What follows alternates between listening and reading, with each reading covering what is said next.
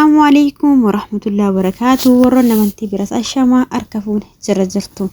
Guyyaa hadhaa yeroo bareedduu takka dabarse alhamdulillah maatii kiyya kan bira jiru wajjin guyyaa sadii burjii kaliifatti dabarsine hedduu takka guyyaa bareedaa jechuudha. Mana kireeffatanii achitti hedduu takka wallahi galanni rabbiin haa ga'u. Sababbiin isaas guyyaa dhalootaa intala isaanii kabajanis sababuudhaan garuu nus akka sararatanyaa osoo hin taane akka nama ofiitti nu laalanii nu deemanii akkuma isin argitan kana guyyaa jalqabaa akkuma deemnee jenneen kino hoteela kana dhaqnee hoteela hedduu bareedu tokko hedduu bareeda. Viidiyoo gootuun naan tolle waraabuun naan tolle malee hedduu takka bareedu takka nu geessanii alhamdulillah ofii kennallee yeroo takka takka ofii baanee bakka kennuun barbaachisaadha. Sammuun nama hin haarawumaa yaada haaraa waan haaraa arganii namatti hin gammaddii jechuudha. Bakka gaariitti yeroo takka takka deemanii yoo dabarsan jara qofa hojjetu hin taane ofii kennayyuu wallahi ani yeroon mana arabaa tana duras mana biraa hojjedheen ture. Mana kana dhufee garuu waggaa afuriiti. Gin hedduu takka waggaadhaan bakka gaarii iddoo gaariitti dabarsina. Alhamdulillah iddoo takka gammadaa jechuudha. Bakka mashin argitan kun immoo guyyaa lammataa hoteela deemaa jirra misa nyaachuudhaafi bakka inni duraa sun immoo gaafa jalqabaa hoteela seennee waa nyaanne. Bakka ammaa kun immoo Dubaayiidha. Dubaayii moolidha amma bakka itti argitan kuni. Dubaayii moolii keessa jirra. Keessa zoora hoola Dubaayii mooliin hedduu takka guddata hedduu takka bal'aadha. Namoonni dhaxxanee argitan jedhee yaada. Jarris nufis bisis bakka barbaadan deemaa nuunjaanii ofillee bakka biraa deemanii akka mirga namaa mana kanatti keessatti hin tuqanii waan barbaaddu uffattaa akka barbaaddetti baataa. Bakka dalagaa isaanii qofa dalagnee fiqaan hin jiru jechuudha. Alhamdulillah bakka dalagu kanatti innaa deemnee nuti si burjii kaliifaa keessa arga baanee booda Dubaayii moolii keessa deddeemuu jirra jechuudha. Bakka kun hedduu takka bareeddi bakka suuraa qofatti ka'anii hedduu takka na gammachiisiste wallahi keessa deemee sammuun kiyya boqonnaa fudhate jechuudha.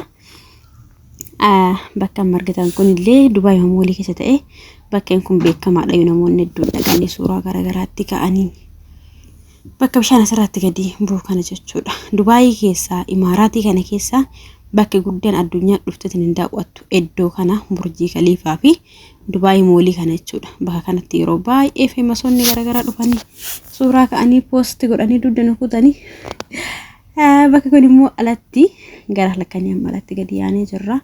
Kunis burjii kaliifaa biratti jechuudha. Ummanni subhaanallah kaartii guute as biratti immoo hedduu takka hin dadhabe deemaa wali dadhabne kaappuchiinoo bitannee jechuudha. Mataa hojjarra buna teennee xiqqoo dhugnee ka'uudhaaf anaaf sarratanyaan birallee hin jirti. Kan mana suuqaa keessa hojjetu jechuudha. Suuqii butukii keessa inna asitti hedduu takka dadhabe sagalee irraa hin kute malee haasa'u jira. Galgala sa'aatii asrii irratti baanee bar sa'aatii halkan keessa sa'a akka Itoophiyaa 8 meeqatti dachaan jechuudha. Hedduu takka achumatti iraatis mannee waan jiran hedduu takka dadhabne jechuudha. Akkasiin sin jedha. Bakka kun immoo bakka qurxummii uumamumaan bishaan keessatti enu jettuudha. As keessatti oomishama wallahi waan hedduu keessa Dubaayii moolii kana keessa maashaallaadha. Biyyi mootummaa gaarii qabdu wallahi diinagdeen isillee kufeen oluma ka'a. Biyya waggaa 53 keessatti akka addunyaatti sadarkaa tokkoffarra jirtu amma Dubaayii tan alhamdulillah rabbiin biyyattiin illee wala fuudhu biyya hundarraa dhufanii daawwatan nu haa taasisuun isiniin jedha.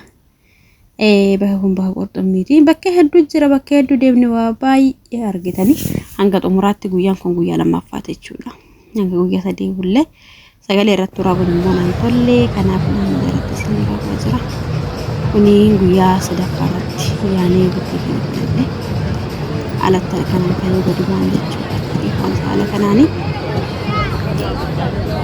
namoonni dimbirrii hedduu baasee biyyarraa haadha manaa isaa ofii yookiin immoo ofiisaa bakka kana dhufee bashannana. Haadha manaa innaa wallahi yeroo bakka kamuu deemeen gammachuu kiyya ibsadhu waatu nama dhagama beektaa soo faamilii kee wajjin yookiin abbaa manaa kee wajjin dhaqxee hedduu sitti tola.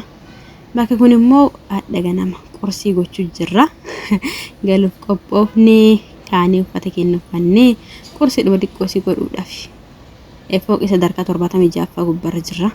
Burjii kaliifaa immoo nu laddaan jira. taa'ee qorsii gochuu jira jechuudha argitan kanaafi innaa gammachuun kiyya garuu guutuu miti sababbiin isaas osoo abbaan manaa kaati jaalattu kasi jaalatu faamilii kee wajjin bakka gaarii dabarsitee hedduu sitti tola ግን guutamu gammachuun nama dhirquma inshallah rabbiin haa guutu amma akkuma argitan kana kotota keenya gorranne gara manatti deemuudhaafi salaasa amma baanee jirra jechuudha safara burtii galee wasanii gadi buune na akkasiin isiniin jedha gara hoteela deemaa jirra ammaasi misaa nyaannee geessinee kana galuun waan ta'eef hoteela Palestiniiti hoteela hedduu quality qabu hedduu wallahi ya maashaallah hedduu takkanatti tole hoteelli kuni wanta sargeedhaaf qopheessan fakkaata tartiibni isaa harkallee akka argatan kana nama dhiqanii fooxaa harkatti nama kanatti qulqulleeffatanii hoteelota hedduu dhaqee arge hoteela akka kana garuu hedduu takka nama gammachiisan jiru dhugaa rabbi hedduu takka namatti tola dirosoo nama qopheessan akkuma argitan kana shaayii magribii san nama qopheessanii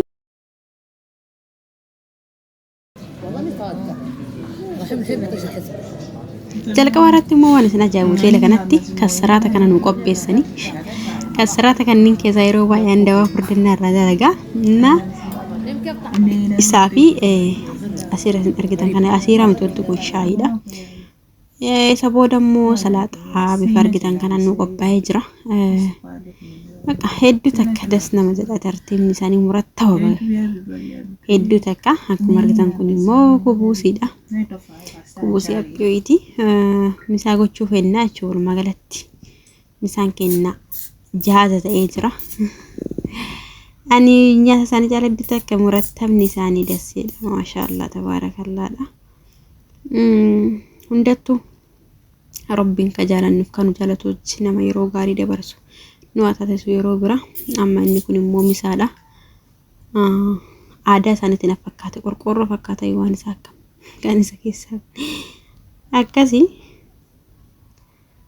bakkanaan dhiyaatee jira misaan kenna asillee erga xumurreen booda immoo waan isin ajaa'ibu eenyu deemni bakka bahaaraa dhugaa Itoophiyaa waan jiru nama fakkaata gin namni walii gaddeme waa hedduu arga nama deemeef nama deegee waa baadhan na bakka hedduu deddeemnee kan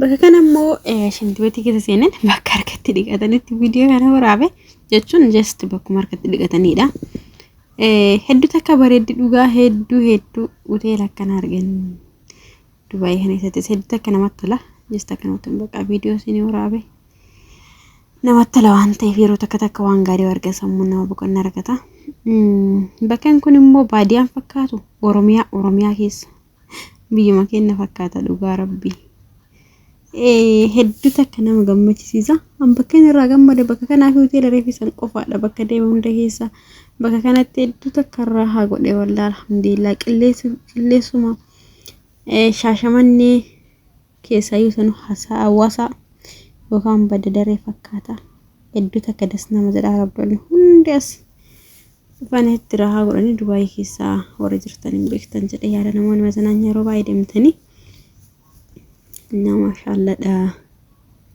sinin jechuudha